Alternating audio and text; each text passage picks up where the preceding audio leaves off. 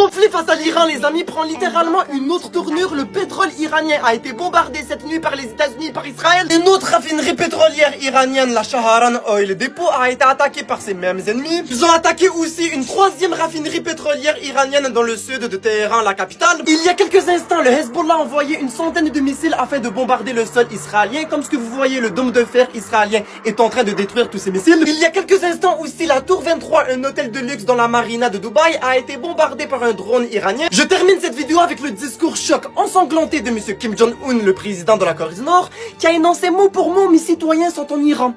Le retour n'est pas négociable. Si l'un d'entre eux est blessé, on parle pas de mort, on parle de blessé, j'entrerai en guerre sans hésitation. Trump attaque quand l'Iran.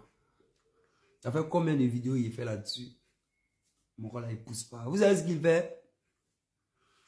Il dit il amène encore un deuxième porte-avions. Un deuxième bateau encore. Est-ce que vous savez tout ça là, ce que ça signifie? Est-ce que vous savez ce que tout ça là veut dire? Le deuxième bateau qui arrive là, c'est le bateau, c'est le porte-avions qui a réussi à débouter l'autre là. Nicolas Maduro. C'est ce bateau là. On dit ça est en route. Pour quel pays? L'Iran. Ça vous dit rien. C'est-à-dire ils ont amené le plus grand bateau, le plus beau bateau, le plus puissant bateau, selon eux. Abraham Lincoln, je ne sais pas quoi. Ça ne suffit pas. Hein? Ils disent amener un deuxième bateau. Donc il faut comprendre que l'Iran est fort. Quand on vous dit aujourd'hui, c'est le rapport de force où nous sommes arrivés aujourd'hui là, qui fait qu'on te respecte, les gens pensent que c'est amusement. Si vous voyez aujourd'hui que les États-Unis disent qu'ils veulent discuter aussi avec l'Iran, même si c'est l'Iran qui dit qu'ils veulent discuter, que les États-Unis ont accepté, ça veut dire qu'il y a un rapport de force. Les forts parlent avec les forts. Si c'était un pays faible, il y a longtemps ils sont venus parce qu'ils ont appelé, ils sont partis. Vite, vite. Est-ce qu'ils discutent avec quelqu'un? C'est parce que l'Iran, effectivement, est fort qu'on discute avec elle. Et l'Iran est bien conscient de ça. S'ils n'ont pas ce qu'ils ont là, ils ne seront plus rien. Donc, ils ne vont pas laisser ça. Être une puissance nucléaire peut-être, mais c'est-à-dire que fabriquer les missiles, faire les mouvements, ils ne vont jamais laisser ça. Parce que c'est à cause de ça qu'on discute avec eux. Et ils discutent avec les États-Unis d'égal à cause de bateaux arrivent seulement. S'ils n'ont pas ça, ils ne sont plus Iran. Donc là, la discussion là, ça ne va pas amener quelque part. En tout cas, si c'est ça, ça ne va pas amener quelque part.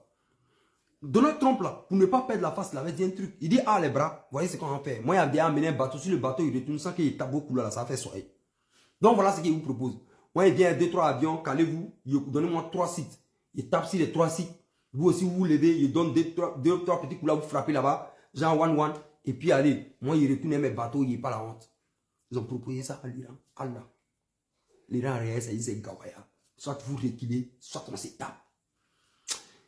Hey, papa, tu ne respectes pas l'Iran.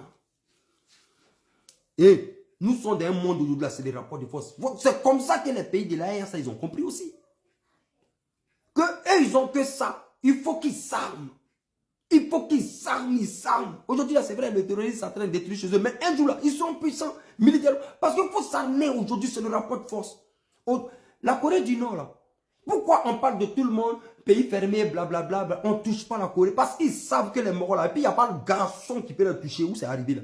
Entends, l'autre Corée d'à côté, le voisin d'à côté, eux ils sont tous les propriétaires de Samsung, c'est les immeubles, tout. Mais en 2 secondes, ils peuvent détruire tout ce qui est immeuble, tout ce que vous regardez là. Le joli pays là, il peut rentrer en sang dans 2 secondes.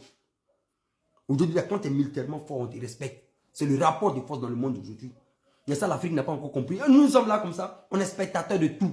On regarde tout comme ça, que le monde, nous on est là. Non, nous, Allah, papa, l'Iran c'est quelque chose, hein. C'est pas amusement, hein.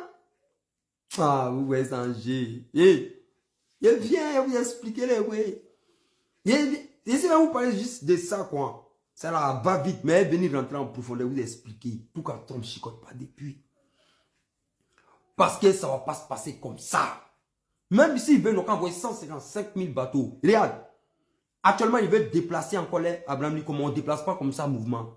Parce que le drone Shahid que les Iraniens avaient amené là, ils ont pris tous les renseignements qu'il faut. Et puis ils ont ramené ça dans les bases. Ils ont tout ce qu'il faut. Et puis les Iraniens là, non, vous ne connaissez pas les morts là. Vous savez que c'est les champions là. C'est les champions du monde olympique de mathématiques. À chaque fois qu'il y a le championnat du monde olympique de mathématiques, ils sont toujours parmi les premiers. Ah, c'est vous les connaissez. C'est les scientifiques des malades. Quand on vient de ça, le créateur concepteur, nous, Chitanique, on est ensemble, c'est ciao, ciao.